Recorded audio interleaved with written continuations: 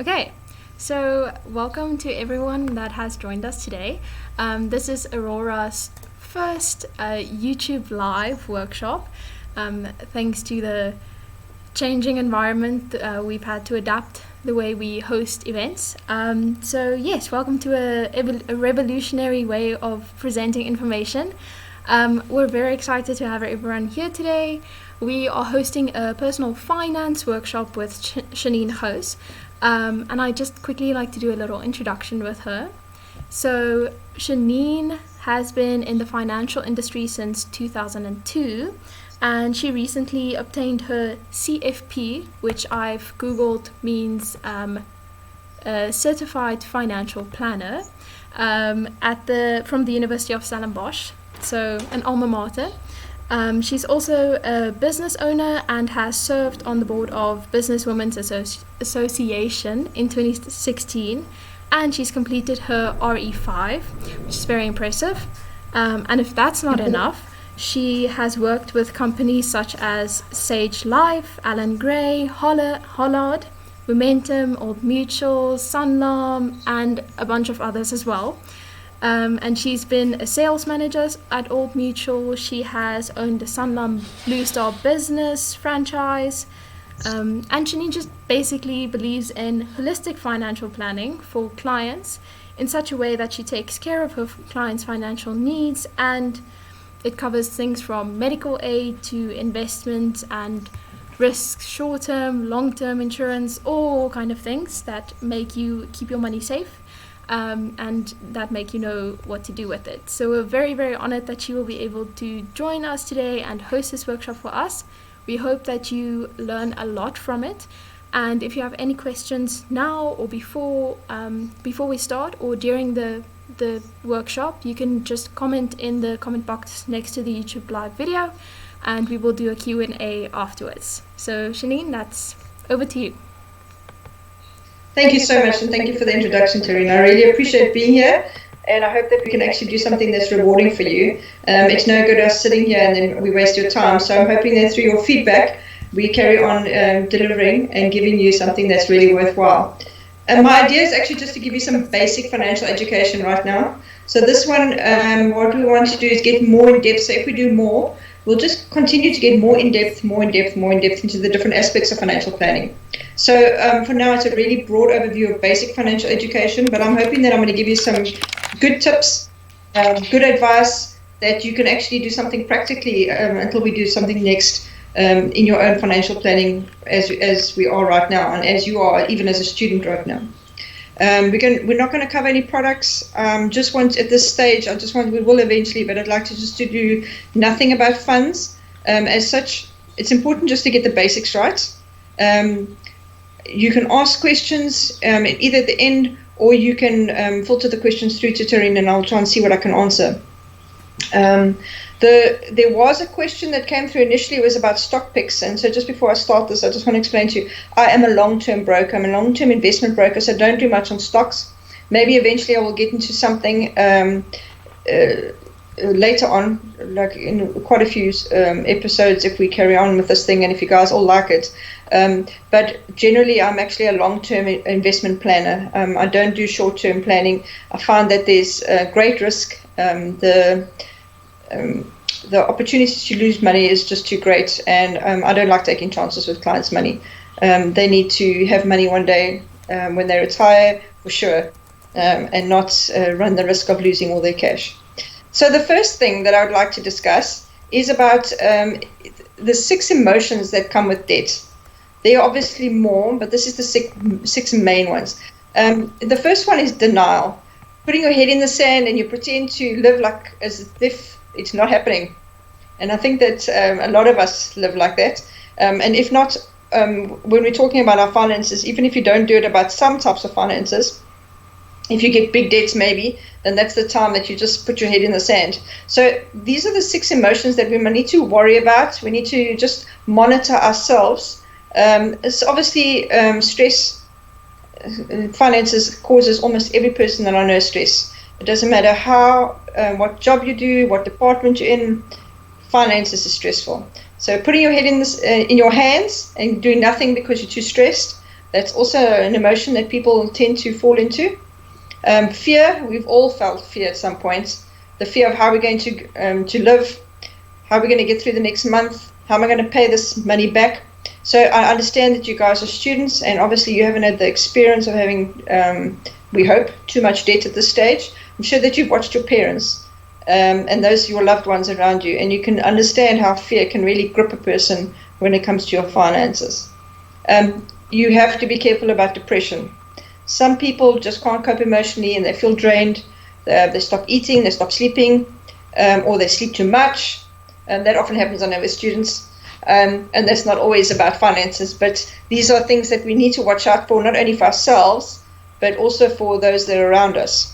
Anger, if sometimes we even get angry with the lenders that are lending us the money, and this anger is not healthy for us. It can ruin relationships, it can make physiological effects, you get migraines, stomach ache, heart disease. And then finally, when you do get things under control and you're managing to get a grip of your finances, you do have the relief.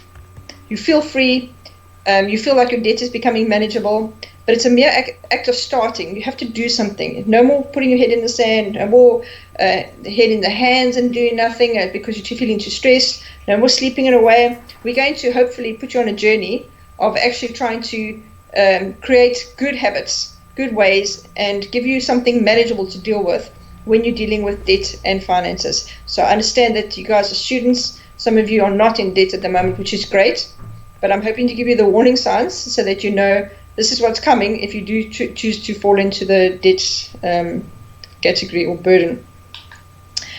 The best thing that I can possibly suggest to you is start a budget, a simple monthly budget. I understand that some students, they feel that they don't really have any expenses. Some of you, I know, have got student debt. Some of your parents pay for your student costs, so it's not really that much of an issue. Some of you are staying with your parents. Some of you are living in your own apartment maybe. And it is a monthly budget is probably the most important thing.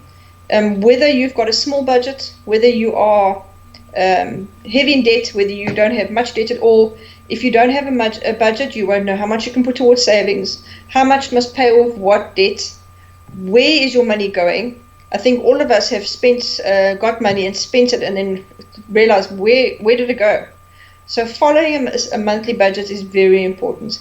Yes, you can have a monthly budget and then never follow it. That's also not a plan. But if you can try and start getting disciplined about your monthly budget, it's probably the first stepping stone towards healthy financial planning. The next part that I actually want to go into is actually goal setting. I don't know if you've ever heard of the SMART plan or the SMART strategy. It's making your goals specific, measurable, attainable, realistic, and time-framed. And I know some of these acronyms people think, it's just a waste of our time, but this one is really, you'll find it right through your career, right through business. They will come back to this SMART goal settings, making it specific, measurable, attainable, realistic, and time-framed. Time-framed is very important. It's no use having a goal and there's no end to it. You need to say, for example, I really need to get out of my debt. So by the end of the year, I want to make sure that I'm out of my credit card debt. So it's specific. I'm saying specifically credit card debt or a specific account or student debt. I want to be out of my student debt by, so if you can't do it within the year, then you say by the end of next year, my student debt must be clear. And you've got to keep that fresh in mind. It's got to be upfront in your mind so then you know that this is what's important to me. Stick it on your cupboard door if you want to. And you say, I'm going to do this by putting away an extra 200 Rand towards my debt every month to make sure that I bring the capital down. It doesn't help you saying to you, make it unattainable and saying, okay, I'm going to pay 1,000 Rand extra to my student loan when it's not possible. So make it realistic, make it attainable, and this is a really good, so just remember the SMART acronym. There's lots of goals that we have to look at in life. We've got for your own wellness, you've got emotional, environmental, financial, intellectual, your professional, physical, social, spiritual. So every one of these departments, you need to make your SMART acronym work for it. But I'm specifically here about financial with a crossover to emotional. Unfortunately, what happened was with most people is that the way that your parents spend money is probably the way that you see money. If your mom or your dad was a spendthrift and they wasted money and just were frivolous, you will find it very hard not to waste money. If your parents were, however, very tight-fisted with money, you will find that you're probably going to be more tight-fisted with money. So have a look to see if how you handle money. Is it the same as your parents? What mistakes did they make? And then what positive things did they do? And what can you learn from? You may need to choose. What are you going to keep out of it? And what aren't you going to keep? And so emotions and finances are tied closer together than what we realize. It's almost like eating. When you're going to eat, when you are depressed, you go into that fridge and look for the ice cream. We do the same thing with finances. When we are feeling down, even though when we've got no money, that's when we want to go shopping. So try and identify your emotions and your history with emotions and your parents' history with emotions, and see if you can try and find good ways to balance it and to grow from it. The next phase that I want to talk is actually life phases. I know that this might seem to you as a very basic, simplistic thing. So why are we worried about we students? We shouldn't be having to worry about life phases. But life phases carries you through. If you can see yourself in the phase that you're in, and then the next 3 phases that you're going towards. So say you're students, you're likely to have student debt. Maybe your parents are paying for it, maybe they're not. You could be dependent on your parents financially. You might have a part-time job, or you feel that your focus is, you're overwhelmed because your focus is split between work and studies. You want to travel the world. You want to make a positive impact on the community.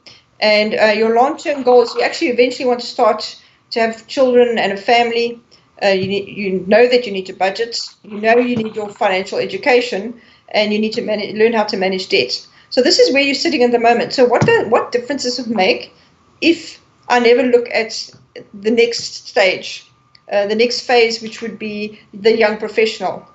So I did an idea before I go into the young professional. I just did a little bit of a calculator. Without going into products, did you know that a 2-year-old can take out a retirement annuity? So if you think about that, that's actually not a bad idea for a grandparent who wants to give their grandchild a retirement annuity. So say you start off at a 250 Rand a month retirement annuity for the grandchild. Okay. So we assume 40 years. They should at least be able to have a 40-year savings time. If they we just worked on basic figures. So say your premium increases by 10% and the growth that you're going to get is on 10%, just to make things really rounded off for you. You will have, the child will have, by the time that they retire, 5.2 million Rand just on retirement savings from this 250 Rand. If you put away 500 Rand a month, and again for the 40 years, instead of having 5.2 million, you'll have 10 million.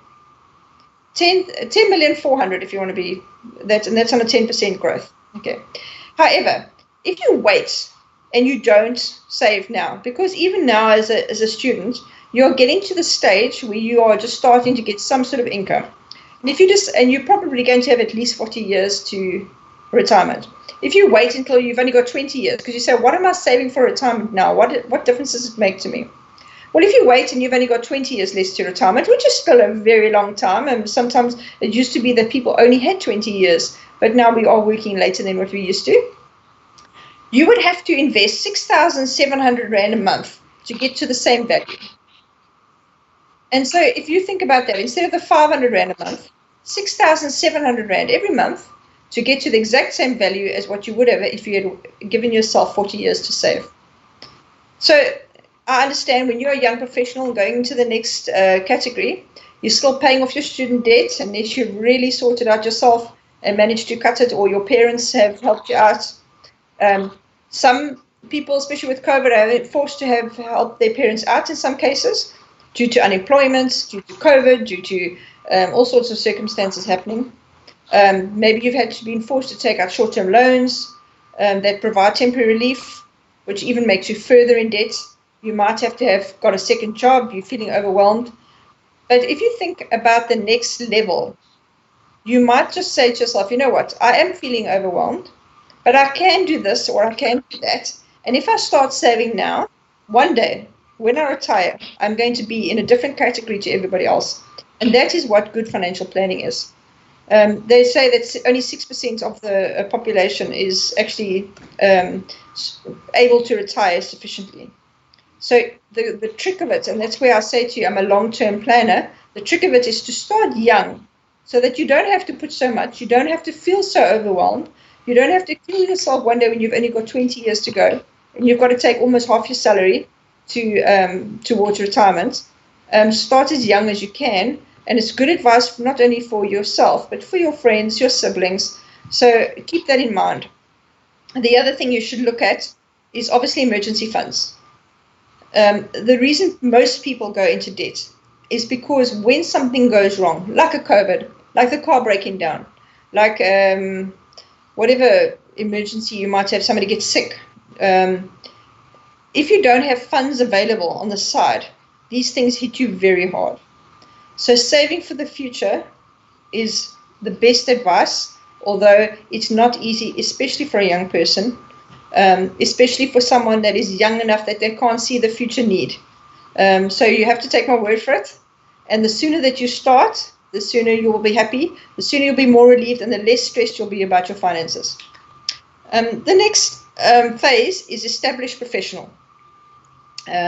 You are feeling more independent, you've got resources, you're feeling a little bit self-sufficient, you might have to still worry about your parents and children.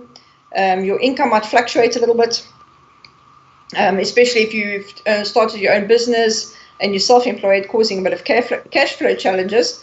But overall, you're in a pretty good space, except that now education needs are starting to arise for the children. You're trying to balance this quality of time that you want to spend with your family versus the amount of time that your work requires. Health and fitness is obviously a big thing. And we are always looking at ways to make more money and that takes time.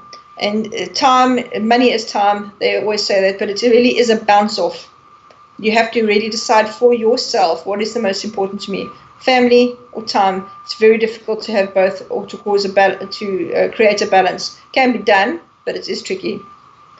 And then lastly is the retired professional. And that is exactly what I discussed with you earlier. Retirement seems miles away from you now. But if we can start doing creative, good, solid planning in the beginning, it won't be have such a big impact on you. And then you will have money where you can spend money on the things that you enjoy, the overseas trips that you maybe didn't take because you didn't have time, work commitments, which now at a retirement you can. But if you don't save properly, at retirement we'll be sitting either living off your children, which we all know that's the last thing that anybody wants to do. Somebody asked me about bank accounts and a student bank accounts and which is the best option to have. So a bank account can be an emergency fund.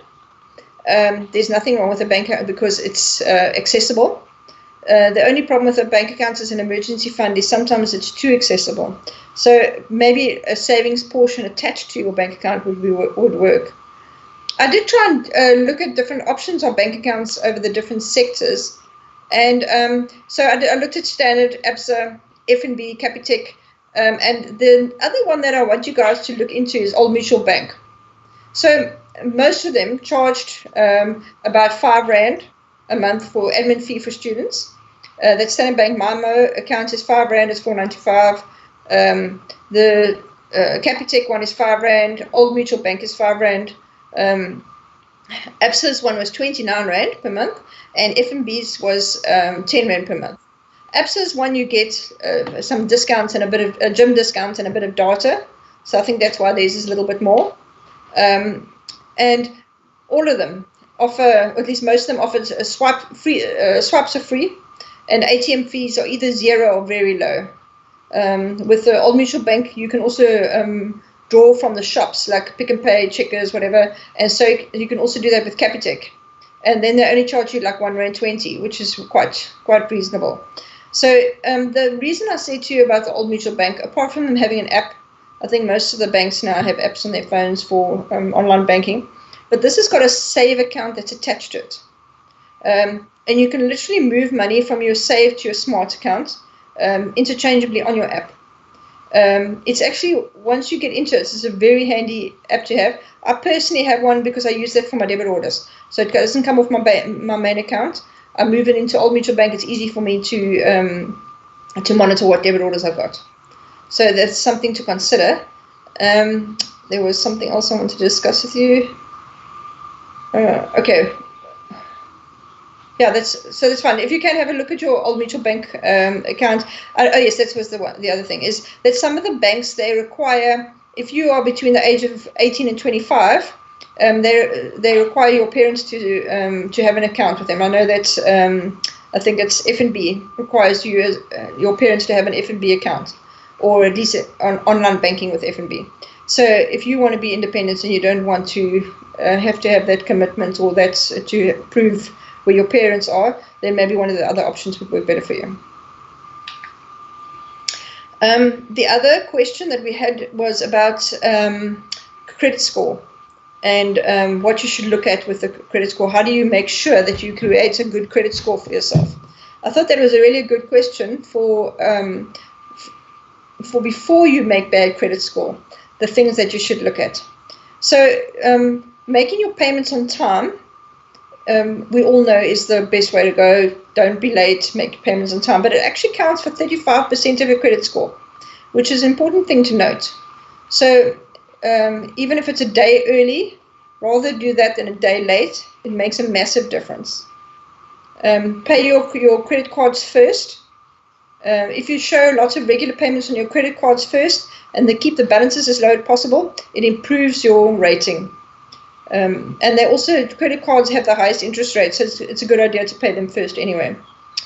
If at all possible, avoid going to court. I know that that's the last thing on your mind, but having any type of court order damages against your name is hugely damaging to your credit score. And they keep these remarks on your credit score that other companies can look at for a long time, sometimes 5 years. So look at that carefully, make sure that you make arrangements before you get into that predicament. Don't be brave about taking on too much debt. I would suggest that you need to have a very wise stance and a look at your finances. Even if the companies are offering you more loans, opportunities, and they say, oh, but you qualify for this and you qualify for that, you know in your heart what you qualify for, and you know what you are comfortable with paying. Don't overexert yourself, because it will only bite you. What happens, it's a cycle that we go through. When we're going through a problem and we feel like we need the money, we get a loan and we start paying that off. And then something happens in life and we get another loan. At the end of the day, we've got so much debt that we can't get more loans. So before you get into, and then we still have to cope.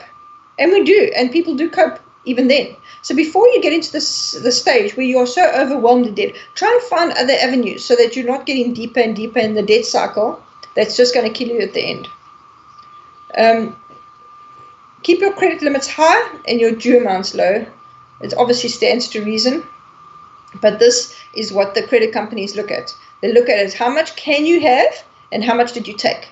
Did you take the maximum that you can have, or did you take only half of what you can have? And that counts in your favor. So when you do want to buy a house, when you want to buy a car, those are the things that they're looking at. Out of the 14, this is on number 6 now, closed unused credit card accounts. If you're not going to use it again and you've paid off your debt and you've learned the hard way that you don't want this debt, cut it up. Close the account and cut up the card. It is only a temptation, and it's not a good temptation. It's very hard to discipline yourself to say, okay, I've got it there just in case I need it, but I'm going to try not to use it, because invariably you're going to end up using it. Keep credit inquiries to a minimum. I don't know if you know this, but if you every time you request the credit status, it actually has it counts for like 10% on your credit status score. So try and avoid checking to see what your score is on a system. I know that you can do clear score, and you should find out, and that is probably the last one I'm going to say to you, find out where you are sitting at the moment. But don't keep trying to apply for loans, because even whether you get the loan or not, it's counting against you on your credit score.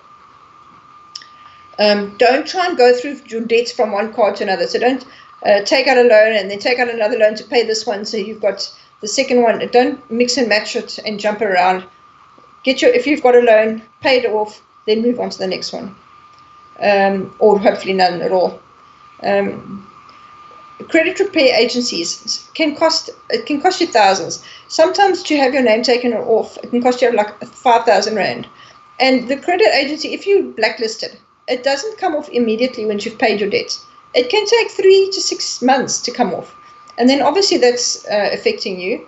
If you're actually forced to go on to these debt counselors, and you want to take an insurance product or buy a house, they ask you that question: are you under any sort of financial management system? And it definitely counts against you. So be careful to go there. Rather try and do, as you are now, some financial study, learn how to manage your finances, do your budget, managing it carefully, because if you go to outside help like a debt company, it does count against you in a huge way, and you still have to try and get that thing off your record. Avoid using credit card accounts, especially the revolving type, where they let you pay back in your own time. So just the credit that you owe, or the debt that you owe, is just revolving. So it's very hard. It's very high interest rates, and it's very hard to get rid of it. The other weird thing that is something to note is that no credit history can also be bad for you. So everybody thinks, okay, I've never had credit history. I have never borrowed money. I don't owe money. I don't loan money. I've never taken out a loan on anything. It's actually also bad for you, because the banks can't see that you've got any record of paying on time. So it counts to about 15% to say, all right, even if you bought a radio on hire purchase, at least that's the date that you started going on to the credit record. And if you pay a small item that you can easily pay for, that is actually a better way, and only one item, that is a better way to manage your credit score, because it gives the banks a history.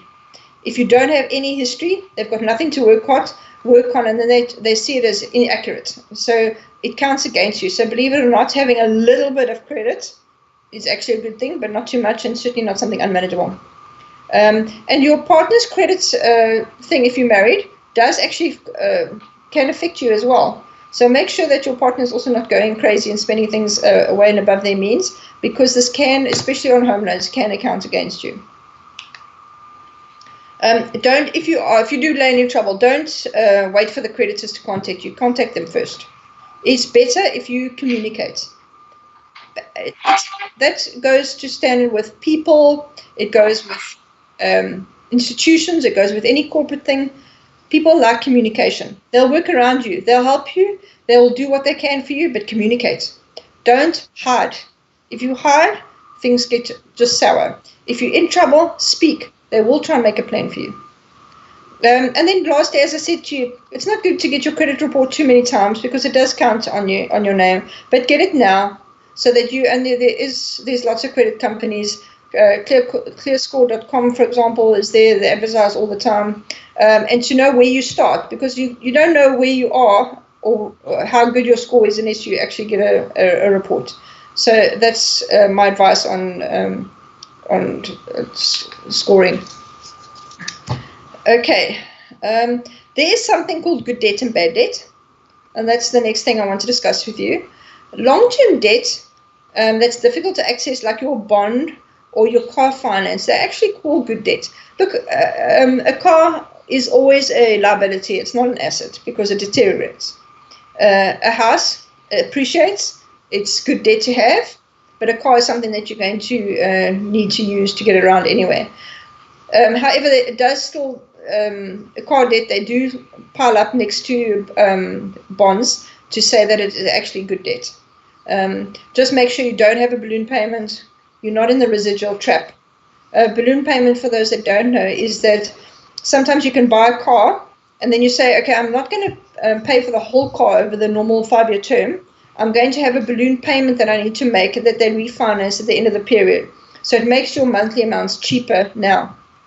But obviously, after 5 years, you're still paying off your car for the next 2 or 3 years. Okay, so your house, for example, the reason it's good debt is because you can rent it out. You can get good income out of it. And your car, for example, you can do an Uber. You can have it does create the ability to earn money if you needed to. And that's probably why they label it as good debt. Bad debt is obviously more easy to come by. It's credit cards, retail accounts, short-term loans, and it's the main reason for most stresses and debt problems. They say don't use your gold card now versus your golden years. So be careful not to make debt your whole life, and that's what 90% of the population does. And then later on, that there's no money for retirement. I'm going to come to an end soon, but I want to say to you, I would suggest that we try together to help you become serious about your finances. Pay yourself first. Learn how to invest. Put the time and effort into it. It will help you for the rest of your life. There's some education things that you can learn later in life.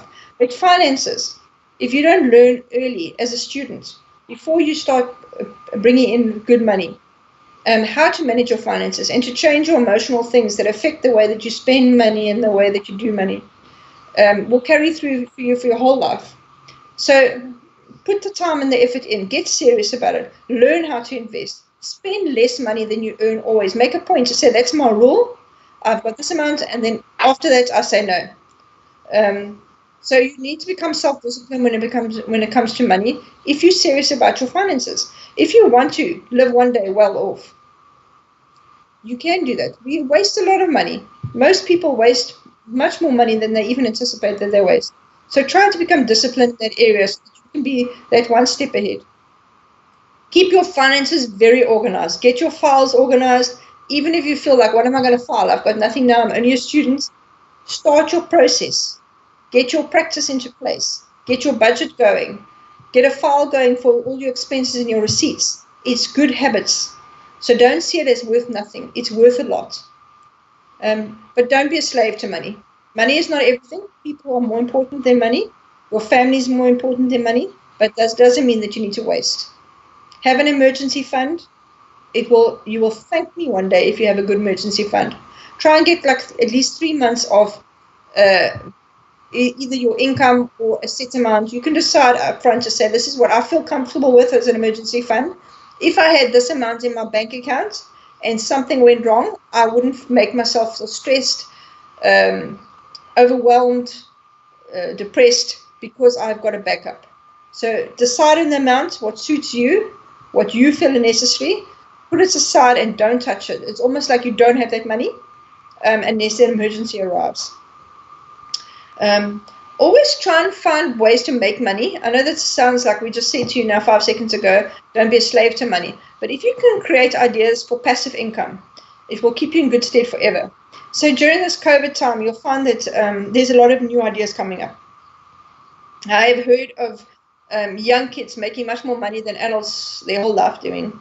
And that is just because they bother to spend some time to think of plans outside the box that the old generation have not thought of, that's making them a fortune. And you can do that as a student. So try and think, how can I create passive income now? Passive income is things like rental income, where you've already paid off the bond. Okay. But I'll give you an example. So that one is unattainable for most students because you don't have the money for the bond in the first place. So how am I going to get passive income from that? Many years ago, I had a friend that bought, I don't know if you, it just shows my age, but these machines where outside the cafe, the kiosks that had, you could get that teddy bear out. So he bought these machines for at the time, it was like 1,000 or 2,000 rand for the machine. But he had eventually about 10 of them. And they were just raking in the money because every month all he had to do was tinker to make sure that nothing broke and put more toys in. And he budgeted to see, okay, this is how much the toys are going to cost that he bought cheap. Put them in there. He made a lot of money out of it. And it really cost him almost no time. So now that's old-fashioned way of doing passive income. There's a lot of internet ideas. Be careful of scammers though. But think out the box. What are your parents doing? Is there a loophole? What are your friends doing? What are your cousins doing that you think that maybe, okay, you know what, they're doing this, I can actually sideline this and bring myself some passive income in. You might actually just surprise yourself. Know how to risk it and leverage it. So there's always a risk with everything. Sometimes when you put money into, you want to start a business or start something to get passive income in, you do have to put in a little bit of an investment. Make sure that you've looked at the figures to say, I am going to put in X amount, but I have the potential to earn this amount, but I'm not putting in so much that if I lose it, it's going to become a problem for me. And use it to try and solve problems in the world. There's lots of problems, and if you can find a way to solve a problem, thousands will support you. There's a rule, and this is the last rule I'm going to give you, is the 50-30-20 rule. Basically, if you can spend 50% of your after-tax pay, no matter what your pay is, whether it's student pay, whether it's waitressing, whether it's normal working that you're doing, 50% on your pay, after-tax pay on your needs, 30% on your wants, and 20% on savings. You'll never look back. Well, I hope that was informative for you. I'm going to try and see if I can find any questions. Let me see what I can do here.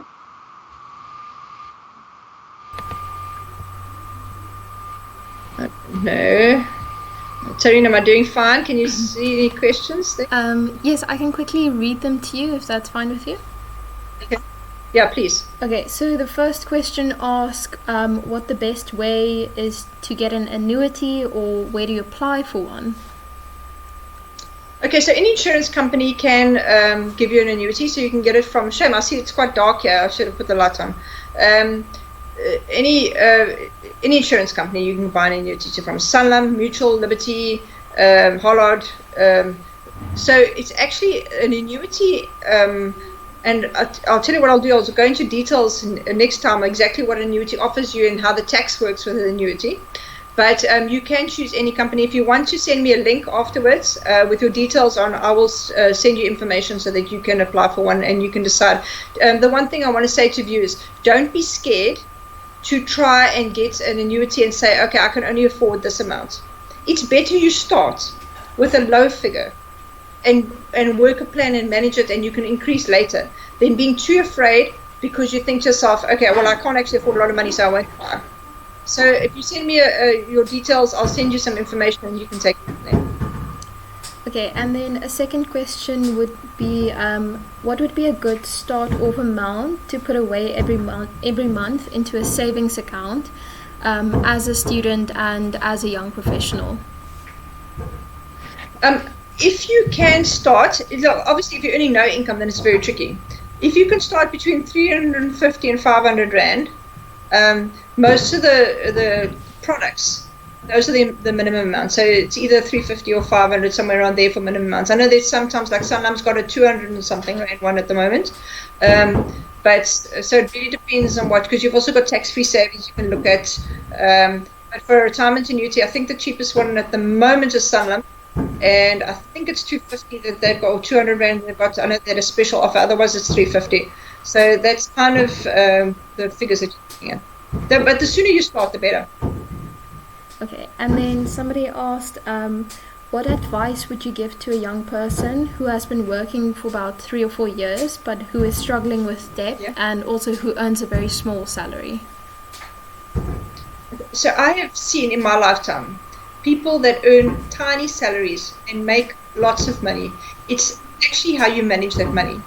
So, and if you can try, the trick is, first of all, do your budget, write everything down as clear as possible, and then start managing the money to say, this is my debt, this is what I need to get on, this is the one that's causing me the most. But if you think for debt, if you can do, for example, you take away the one that is the smallest. So sometimes it's not the one that you're paying the highest interest for, but it's the smallest debt. Then you cut, once that's paid off, you cut it away, and you don't have that one. Then you go to the next smallest, and then you cut it away, and then you don't have that one. Eventually, you've only got one or two that's that you're paying off, and you can pay bigger amounts. Okay. And I hope that also. Yeah. And then the second last question, how or where do you find out what your credit score is? I think clearscore.com is probably your best one, but there are free ones on the internet. So I think you can just go on the internet and Google it. I don't think that they charge you to do it either. I'm not sure. I know that there's some companies that don't charge you at all. Okay. And then the last question is, what personal items should I be insuring? Is insuring my phone a waste of money? And what about a car and a laptop? Okay, a laptop and a car is very important to insure because you'll cry big tears. For me specifically, I do insurance on cars, laptops, phones, everything. I find I don't insure my phone. And the reason I don't insure my phone is because you pay it's about 140 a month, roughly, depending on what phone you've got, for your phone every month.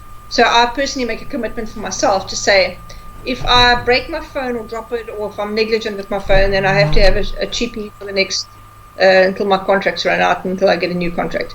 If you don't have a contract and you say, look, it's actually worth me paying that 140, it's going to be a choice that you make for yourself. Okay, thank you so much. But it's a rough figure for 140. Yeah. Tony, do you want me to turn the button? I can see that nobody can see me, and I couldn't see up until now. Yeah. If you give me a second, sorry. Yeah, go for it. This is a dog. They're joining us. Sorry. I couldn't picture myself up until now because the screen was above me, and when I turned it on, I thought, oh no, my word, it's dark. Yeah. Okay, those are the last of the questions. Do you have any other advice or last words you'd like to give to students who are trying to sort out their finances? The best thing that I can say to you is do a budget, write it down. And don't be afraid of finding a plan. I'm happy to help anybody that wants some help. So if I just give you tidbits of advice as we go along, Terry, you can give my details out to anybody that's asking. And first of all, I just want to explain to you how a broker works. A broker doesn't charge you yourself. There's no fee. For example, if I help you with something, I don't charge you a fee to assist you. The only thing that you do pay, if you take out a product, they get commission. But it's not a fee that they charge. So there's a lot of back help. So speak to someone. Sometimes is anybody that you can identify with, that you're comfortable with. Let them help you, because that's what they're there for. Yeah. Thank you so much, Chenine. Just a heads up for anybody, if you want to get into contact with Chenine or just have questions after, please feel free to either contact Aurora through our YouTube or Facebook or Instagram pages, or you can contact us and we can put you into contact with Chenine. Okay. Thank you so much. Thank you so much for doing this, Chenine. We look forward to having more workshops with you, and we really hope that everybody learned a little bit of something from this. Thank you very much. It was lovely being here, and thank you guys. And please don't be shy to talk to me. I'm really here for you to help you. Thank you so much, Chenine. Have a good evening, everyone. Bye. Bye-bye.